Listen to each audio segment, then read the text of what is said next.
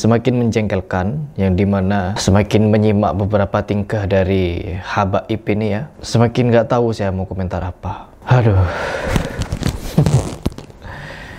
Kalau kita menyaksikan beberapa video dari Habaib, oknum-oknumnya ketika berceramah tentang khurafat, bercerita tentang karomah. Karomah siapa? Karomah leluhur mereka, karomah sesepuh-sesepuh mereka, dan karomah orang-orang yang selalu mereka banggakan. Dan ketika kita membahas seperti ini, muhibbinnya orang-orang Indonesia akan memberikan komentar yang juga sontoloyo, mengatakan ilmu kita belum sampai, mengatakan ngajinya belum jauh, ngopinya kurang kental, dan lain sebagainya. Dan sekarang saya menantang kalian menyimak satu video dari Habaib yang benar-benar sontoloyo. Saya tidak mau mengucapkan kalimat kotor kasar seperti goblok, bodoh, tolol.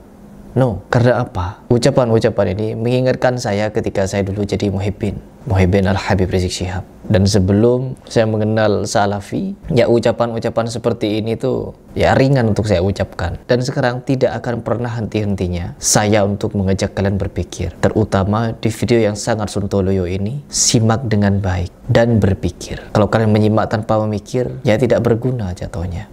Langsung dulu video. Kenikmatanku yang paling lezat adalah ketika aku sholat. Ya, dengarkan baik-baik. Sampai dikatakan Habib Ahmad bin Umar al-Hinduan, kalau sholat yukhafif, diperingan. Diperingan teman-teman. Dengan alasan yang kuat. Kenapa diperingan? Karena dikatakan khaif yakhrujul mani. Takut dari nikmatnya sholat, takut ketika sholat itu keluar mani.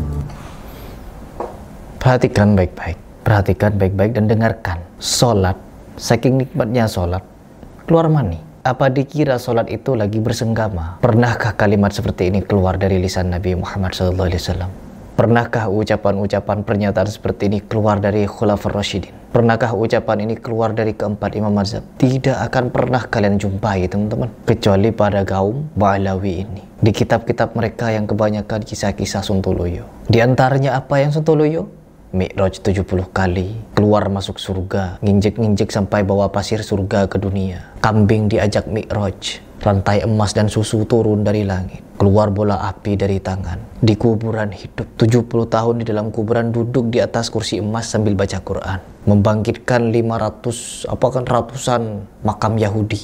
Ketika ditanya di dalam kubur, man rabbuka Habib fulan, man nabiyuka Habib fulan. Apa ini? Tidak pernah keluar kisah-kisah seperti ini dari para sahabat, dari keempat imam mazhab. Hanya keluar di kalangan Habib-Habib ini. Apa sebenarnya target kalian? Apa tujuan kalian? Mau kemana kalian? Mau kemana?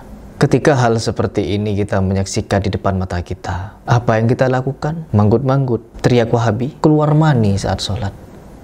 Betapa mengerikannya, ya Allah. Dari lezatnya. Takut dari nikmatnya sholat, takut ketika sholat itu keluar mani. Apa ini teman-teman? Apa ini? Dari lezatnya kenikmatan. Apa ini? Masihkah kita diam? Masihkah kita tidak mau mengedukasi umat, mengajarkan umat betapa bahayanya faham-faham seperti ini? Mau sampai kapan? Mau sampai kapan? Apa yang kalian lihat? Apa yang ingin kalian komentari di video ini?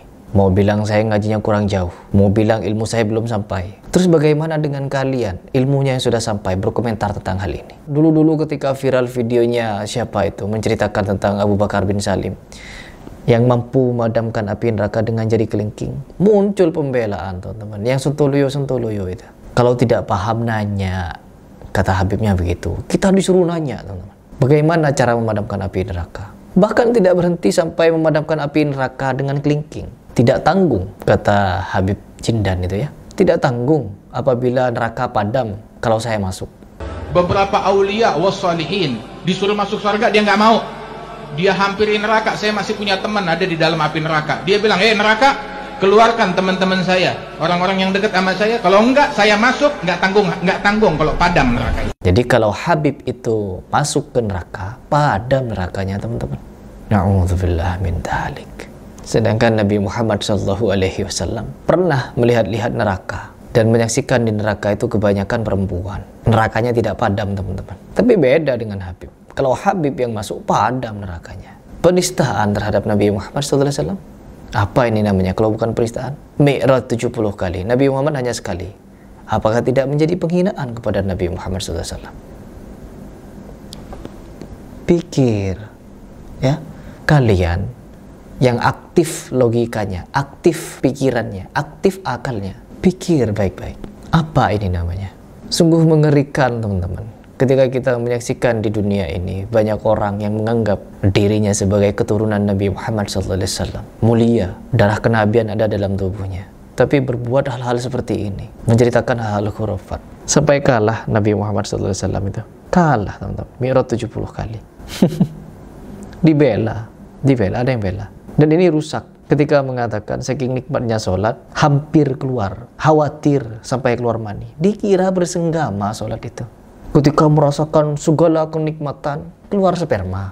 Makan makanan yang nikmat, keluar sperma karena lezat. Apakah semua kelezatan ini harus diukur dengan sperma? Betapa rusaknya. Rusak, teman-teman. Yang seharusnya mereka ini keturunan Nabi Muhammad SAW, menjaga ajaran Nabi Muhammad SAW, memurnikan ajarannya, malah merusak dengan cara yang seperti ini. Apa yang namanya kalau bukan merusak? Silahkan kalian pikir dan komentar di bawah. Intinya ini sableng, ini dagelan, ini sontoloyo.